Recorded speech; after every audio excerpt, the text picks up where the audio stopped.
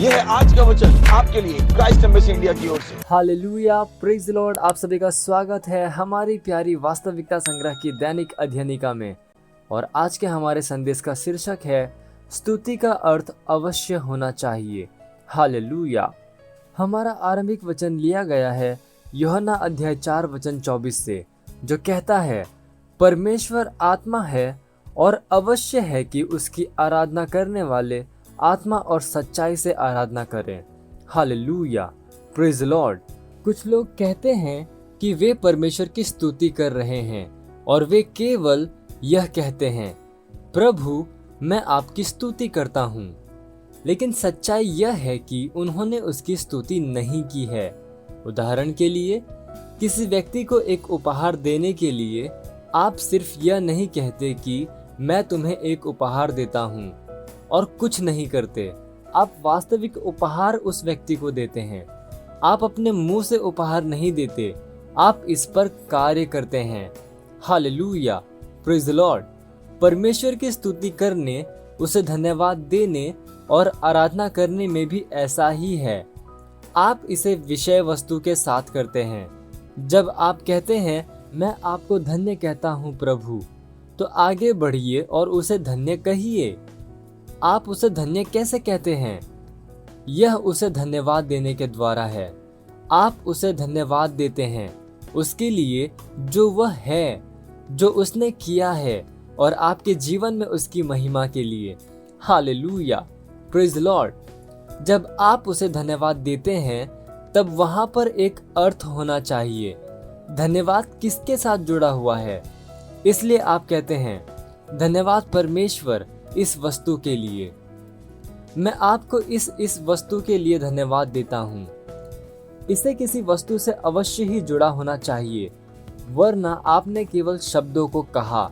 यदि मैं आपके पास आकर कहूँ धन्यवाद, तब आप जानना चाहेंगे कि मैं किस वस्तु के लिए आपको धन्यवाद दे रहा हूँ। यहाँ तक कि जब वह हमसे कहता है कि ऐसा एक हृदय रखो जो धन्यवादिता से भरा है, तब भी इसमें एक उद्देश्य है। आपके हृदय में कुछ है जिसके लिए आप उसका धन्यवाद दे रहे हैं। शायद मैं एकांत में प्रार्थना करते हुए कह सकता हूँ, पिता धन्यवाद, क्योंकि मेरे हृदय में बहुत सी बातें हैं जिनके लिए मैं उसके प्रति आभारी हूँ, जिसे मैं कह नहीं रहा हूँ, क्योंकि परमेश्वर हृदय देखता है। मेरे हृदय में ये सुंदर विचार है कि उसने मेरे लिए क्या क्या किया है या मुझसे क्या क्या कहा है, जिसके लिए मैं आभार व्यक्त कर रहा हूँ। Hallelujah, praise Lord. इसलिए हमेशा जब आप उसकी स्तुति करते हैं तब इसका अर्थ होना चाहिए। इसमें विषय वस्तु होनी चाहिए। विषय वस्तु आपके होठों का फल है। उसके नाम को धन्यवाद कहना, इसलिए हम उसके द्वारा स्तुति रूपी बलिदान अर्थात उन होठों का फल जो उसके नाम का अंगीकार करते हैं, परमेश्वर को सर्वदा चढ़ाया करें। हालेलुया। आप पढ़ सकते हैं इब्रानियों अध्याय 13 वचन 15 में। ये समय प्रार्थना का। अब जहाँ कहीं पे भी हैं, अपने पवित्र हाथों को उठाकर मेरे साथ ये प्रार्थना कर सकते हैं। बोलिए, प्यारे पिता, अपने हृदय की गहराई से मैं आपके अनुग्रह, दया, बुद्धि और सामर्थ्य के लिए आभारी हूँ, जिसके द्वारा मैं आज विजयी रूप से जीता हूँ, अपने सभी कामों में समृद्ध होते हुए।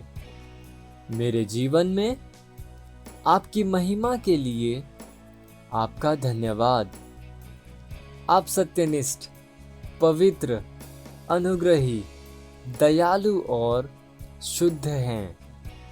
आपका राज्य अनंत काल का है और आप सत्यनिष्ठा में देशों पर शासन करते हैं। हे परमेश्वर, सर्वदा आपका नाम धन्य माना जाए। आमीन।